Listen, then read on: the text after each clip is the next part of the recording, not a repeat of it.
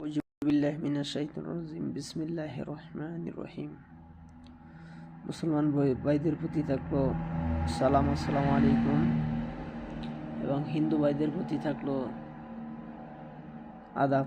অন্যান্য জাতির প্রতি থাকলো আন্তরিক ভালোবাসা ও শুভেচ্ছা। এবং আমার উস্তাদ গুরু যারা আছে পীর মাশায়েখ, তাদের চরণে হাজারো ভক্তি।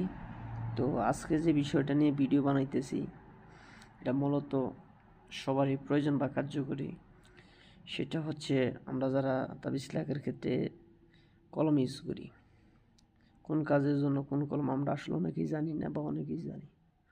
তো যারা জানি তাদের জন্য না, আর যারা জানি না তাদের জন্য মূলত এই ভিডিওটা হচ্ছে আপনার, এটা হচ্ছে আপনি দেখেন হেজা কাটা, কেউ বলে সজারু, কেউ বলে হেজা কাটা। তো এই হেজা কাটাতে কী কাজ হয়, এবং এটা হচ্ছে আপনার ডালিমের ডাল, এটা হচ্ছে আপনার নিম ডাল, লাল কলম, ব্ল্যাক কলম। এখন আপনি কোনটা দিয়ে কী কাজ করবেন সেটা আমি বলে দিতেছি। এই হেজা কাটা আপনি জাগ্রত না করলেও চলে, আর জাগাইলে পরে সবচেয়ে বেশি ভালো হয়। জাগনা মন্ত্রটা যাতে লাগবে আমাকে বলবেন, আমি দিয়ে দিব ইনশাল্লাহ। আর এই হেজা কাটাতে কী কাজ হয়, কাটাতে আপনি বিচ্ছেদ, বান, সবচেয়ে বেশি কাজে লাগে বানের কাজে। ঠিক আছে, আপনি বিচ্ছেদের কাজও করতে পারবেন, শত্রুকে মানে উচ্চাটন করার জন্য, প্যারালাইসিস করার জন্য, মানে ক্ষতির যেহেতু কাজ আছে করতে পারবেন। আর লাল কলম দিয়ে আপনি বশীকরণের কাজ করা হয়, বিচ্ছেদের কাজও করা হয়। কালো কলম দিয়ে আপনি বিচ্ছেদের কাজ বেশি হয়। আর ডালিমের ডাল দিয়ে আপনার বিচ্ছেদের কাজ, এটার সাথে আপনার জাফরানকালি ব্যবহার করা হয়।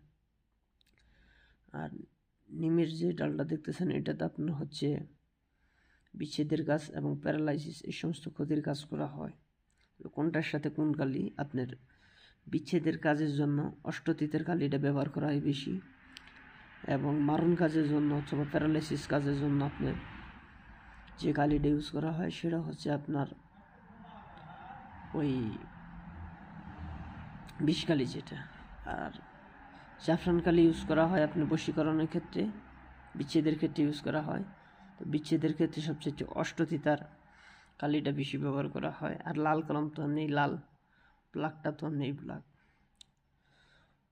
তো যারা এই হেজা কাটা নিতে চান আমার সাথে যোগাযোগ করবেন, অথবা কালির বিষয়ে মানে জাগানোর বিষয়ে কোনো কিছু জানতে হলে আমার সাথে অবশ্যই যোগাযোগ করবেন, আমি আপনাদের শিখিয়ে দিব। আর আমার ভিডিও যদি ভালো লাগে একটা লাইক করবেন, চ্যানেলটা সাবস্ক্রাইব করবেন, বুঝতে না পারলে কমেন্ট করবেন। তো ধন্যবাদ সবাইকে।